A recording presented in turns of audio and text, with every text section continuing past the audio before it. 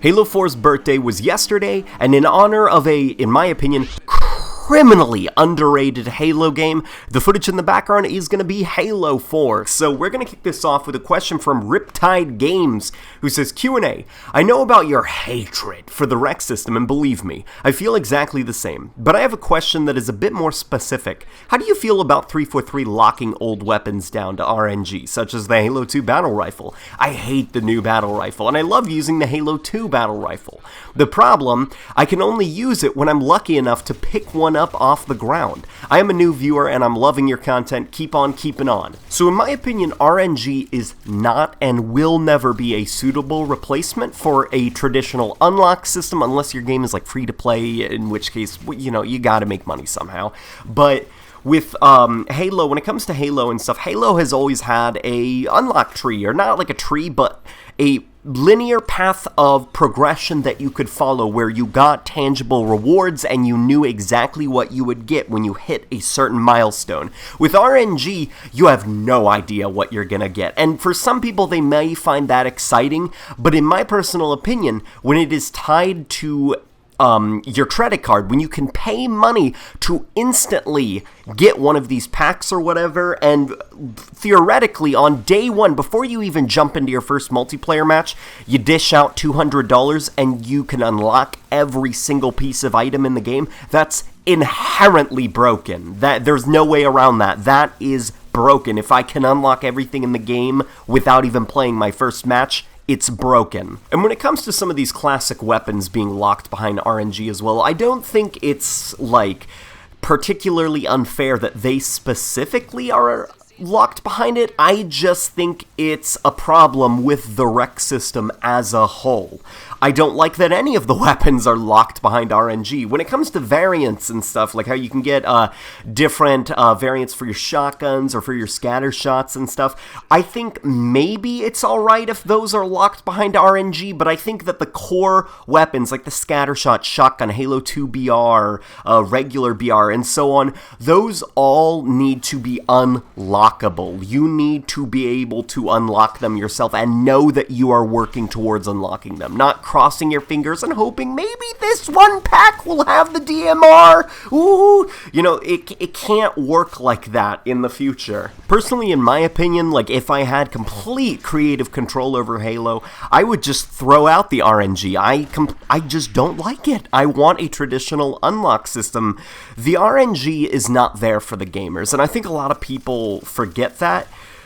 It was not made for us, for our benefit. It was ordered by publishers. It's there for the publisher so that they can line their pockets with our money. It's not here for you, it's here for them. And that's why I don't like it. So we're going to move on to Holiday TGM, who says, Q&A, why does everyone hate Sprint? From what I know, before, everyone was asking for it. So I think that a lot of people do not like Sprint for a multitude of reasons, all completely justified when they explain them very clearly, but I remember very clearly around the days of ODST and Halo Reach, people demanding Sprint to be in the Halo game. A lot of people don't want to remember it, but there was a demand for Sprint within Halo, and Bungie definitely accommodated that demand, and they included Sprint in Halo Reach, and then even like Halo Reach, and this is...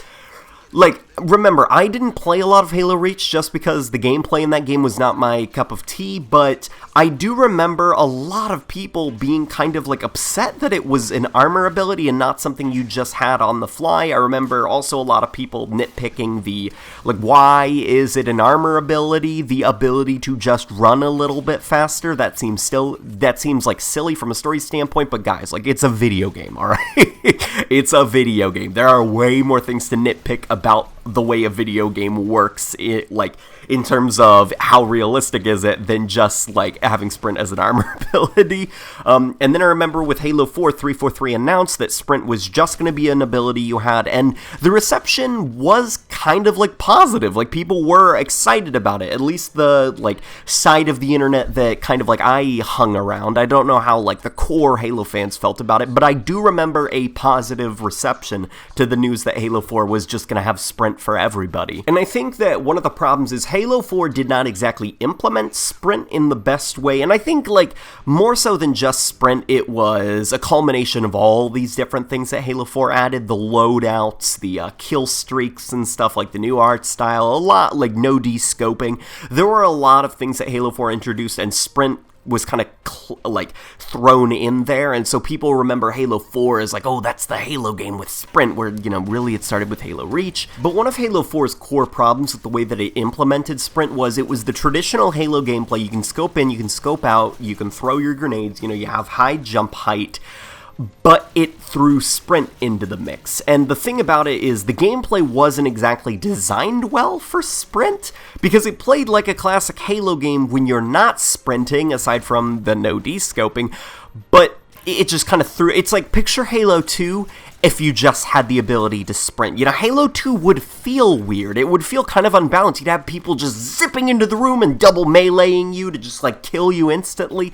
It was kind of a mess, Halo 4, and so a lot of people had a bad taste in their mouth left over from Halo 4. And then Halo 5 announced that sprint was going to be coming back, and people were like, oh no, here we go again. But to Halo 5's credit, I do actually think that Halo 5 implemented sprint incredibly tastefully. I know that not a lot of people want to admit it, whether it's pride or maybe they really do just prefer the slower pace of the older Halo games, but I do think that as a shooter, objectively, sprint is not overpowered in Halo 5, and it works quite well within the gameplay sandbox of Halo 5. Whether you prefer it or not is another story, but as a mechanic, sprint works in Halo 5. Now, some of the abilities tied to sprint, like the Spartan charging, that's a completely different story, but I am very happy with the way 343 was able to implement sprint within Halo 5 and make it feel, like, fine, like, not overpowered, not kind of, like, broken and flow-breaking like Halo 4's sprint. That being said, there does need to be a sprintless, just classic playlist for those who prefer that style of gameplay. It is not fair to kind of enforce what many consider a drastic change from Halo's formula on those players without saying, well, you know what, we are going to include these new changes and stuff, but we will still accommodate you. Here is kind of like your own little classic sandbox, a classic playlist that plays like how you want Halo to play. And so I hope that that answers your question. We are going to move on to Vaki Dane. I hope I said that right. He says, Q&A, how do you feel about Buck's role in Halo 5? Personally, I thought he was shoehorned in as cheap fan service, even though I love Buck. And he felt really dumbed down compared to his ODST counterpart. I also felt that him becoming a Spartan was out of character for him, considering his previous resentment for Spartans. Really love your videos and keep up the good work. So I don't think, like, Buck becoming a Spartan 4 is necessarily, like, out of place, because, like, Spartans are becoming more mainstream in the new Halo series. Like, the Spartan 4 program is everywhere now, and it seems almost like upgrading your phone. It's like, oh, you're still using that, like, that BlackBerry you bought in 2001?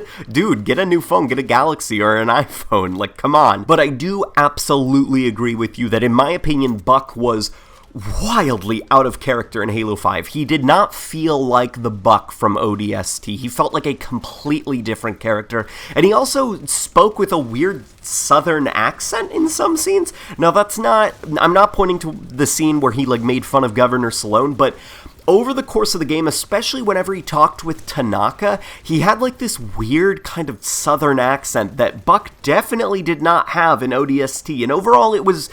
I don't know, like, Buck's character I wasn't a fan of in Halo 5, just because it did not feel like Buck. And who knows, maybe some of that is just because entire character arcs for Fireteam Osiris were cut from the game, like entire lines of dialogue and stuff, so there was probably more that was left on the cutting room floor that we haven't heard about, but overall I do agree with you, I was not a fan of Buck. I don't think he was exactly shoved in for fan service. I don't think the intention was that, like, cynical.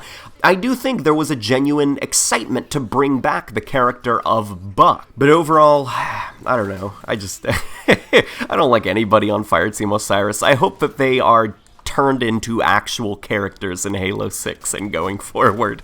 So we're going to move on to a question from Blue01 who says, Q&A, what do you think? Can 343 delete Halo 5 story from the lore of the games, how can they say, oh, this didn't happen? Can they even do that? So to answer your question, they can do that. I mean, with Halo 5, they completely undermined everything that Halo 4 set up, so yeah, they're definitely capable of pretending that the previous game didn't happen, but how viable would it be? In my opinion, as sad as it is to say it, I don't want them to do that, to pretend that Halo 5 never happened, or completely pretend like it didn't exist, just say it's not canon.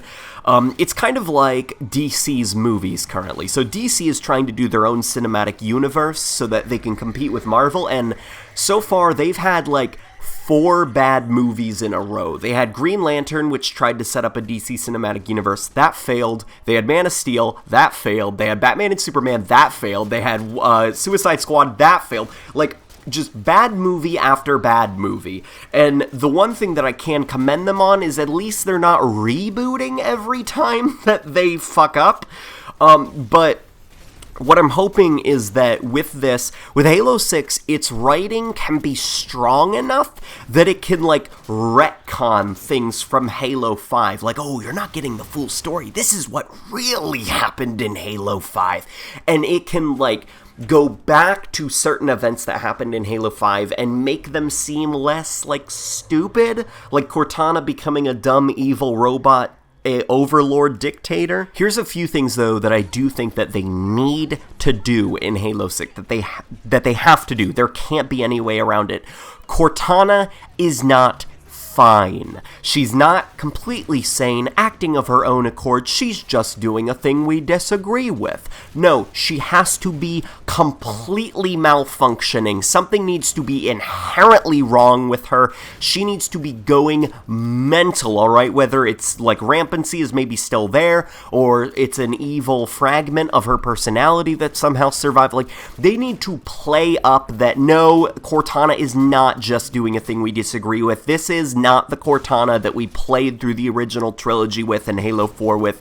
This is an evil, out-of-control, malfunctioning Cortana. This is not a moral gray area. This is black and white. She is not right in the head. It makes absolutely no sense that Cortana would decide to become a comically evil dictator just because that's what she wants to do. It would be like if Gandhi had decided that, you know what, maybe he wants to shoot up a shopping mall. It would have been wildly out of character for him to do that. And the same thing in Halo 5. What Cortana did is wildly out of character for her. And so I hope that answers your question, and we are going to end this with a question from Delta Wolf 1000, who says, Q&A, 1 year on, and I could pick Halo 5 apart for the things I liked in it and the things I didn't. I've stopped playing it, but it's not due to the game in its entirety. I have other commitments outside of the game. My question to you, Late Night Gaming, is how would you make and improve Halo to appeal to the Bungie fans and 343 fans, and those who sit in the middle? What sort of features would you add story-wise and gameplay-wise?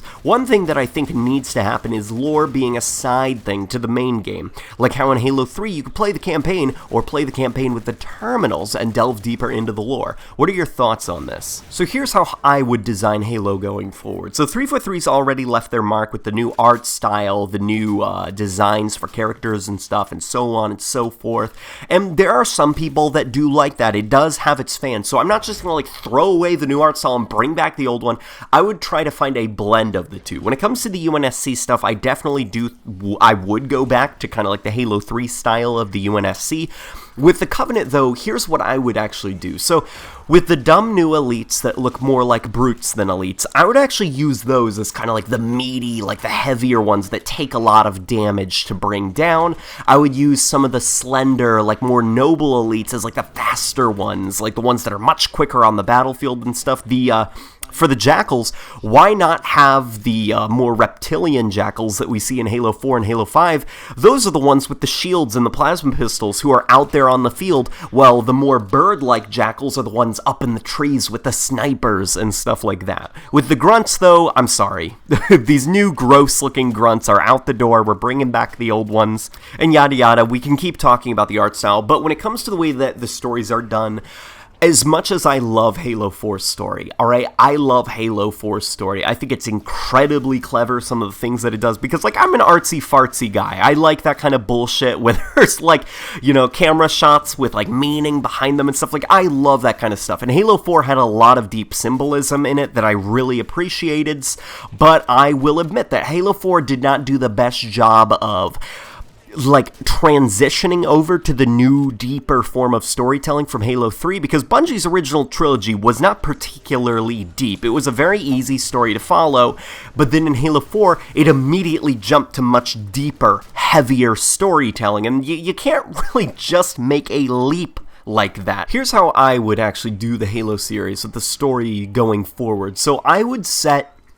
Halo about 50 years in the future, alright? Nothing too crazy, just about 50 or maybe 60 years into the future, and essentially everything post-Halo 5 is kind of vague. Something happened, alright? That's all anybody knows. Like, nobody really understands what truly happened, but Cortana was overthrown by Master Chief. They both maybe died. There was, like, some crazy battle where just so many people lost their lives across the entire galaxy. Entire civilizations were brought down in this massive battle, and essentially now Earth is back at square one.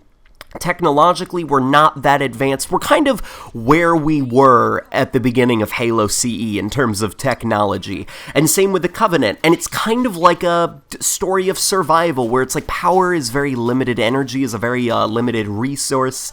And so basically it's kind of like we're fighting over just like Forerunner artifacts so that we can kind of like just keep the lights on. And that's maybe what fuels the war between the Covenant and the UNSC in this case. Chief has become this legendary and iconic figure in humanity's history. He's been almost raised to the status of a saint almost. You know, maybe the Marines, they use like, "For the Master Chief," as like a battle cry or something like that. And what you're playing as is you are essentially playing as maybe the first attempt to bring back the Spartan program. We can even go back to kind of like having a kind of faceless character like how Master Chief used to be. Your character will come up with some name. I'm sure people have an idea in the comment section, but you are like the first successful attempt of restarting the Spartan program. You're like the first. The armor that you're using was incredibly expensive and used a lot of resources to do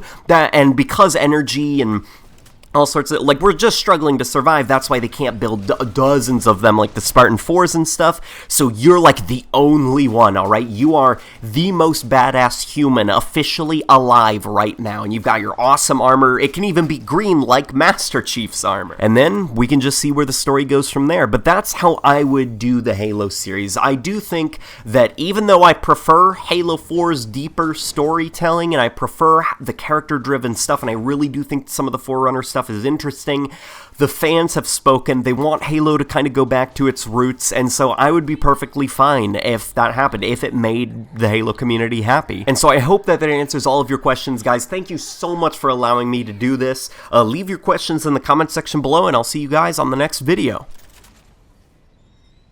Dr. Tilson, the composer's location's compromised.